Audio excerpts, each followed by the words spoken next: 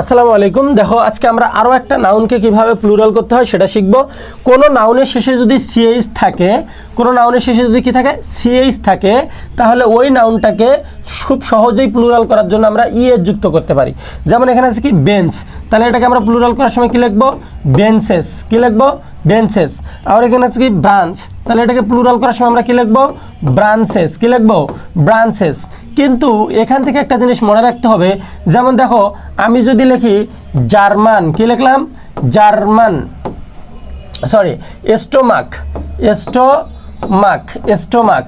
খুব মনোযোগ দিয়ে শোনো, এখানেও দেখো সিএইচ আছে, যার কারণে আমরা ইএস যুক্ত করছি, কিন্তু এখানেও সিএইচ আছে, কিন্তু এটাকে প্লুরাল করার সময় আমরা কি করব, স্টোমাক্স করব, স্টোমাক্স। এখানে শুধু এস যুক্ত হইলো। তারপরে আমি যদি বলি মোনার্ক, মোনার্ক, এখানেও সিএইচ আছে, কিন্তু এখানে আমরা যুক্ত করব কি, শুধুমাত্র এস, মোনার্ক। তাহলে এখন কথা হচ্ছে ভাইয়া এখানে শব্দের শেষেও সিএইচ, এখানেও শব্দের শেষে সিএইচ, এখানেও শব্দের শেষে সিএইচ, এখানেও শব্দের শেষে সিএইচ, কিন্তু আমরা এখানে যুক্ত করলাম ইএস, ওখানে শুধুমাত্র এস। কেন?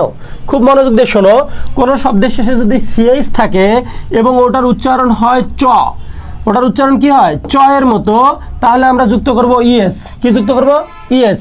যেমন দেখো বেঞ্চ, চ এর মতো উচ্চারণ হয়েছে, যার কারণে আমরা ইএস যুক্ত করেছি। আবার দেখো মোনার্ক, ব্রাঞ্চ, সিএইচ এর মতো উচ্চারণ হয়েছে, চ, সিএইচটা কিসের মতো উচ্চারণ হয়েছে, চ, এই জন্য আমরা ইএস যুক্ত করছি। কিন্তু এখানে দেখো তো মোনার্ক বা স্টোমাক দিলে দেখো তো ক এর মতো উচ্চারণ হচ্ছে, সিএইচটা কিসের মতো উচ্চারণ হচ্ছে, ক এর মতো। মনে রাখবা সিএইচ ক এর মতো উচ্চারণ হলে যুক্ত হবে এস, চ এর মতো উচ্চারণ হলে যুক্ত হবে ইএস। প্লুরাল করার সময়, কি করার সময়, প্লুরাল করার সময়। তাহলে সিঙ্গুলার থেকে প্লুরাল করার সময় যদি সিএইচ থাকে, তার উচ্চারণ চ এর মতো হলে যুক্ত হবে ইএস, ক এর মতো উচ্চারণ হলে যুক্ত হবে এস। ক্লিয়ারলি আরেকবার বলছো, বেঞ্চ চ এর মতো উচ্চারণ হয়েছে, এই জন্য বেঞ্চেস।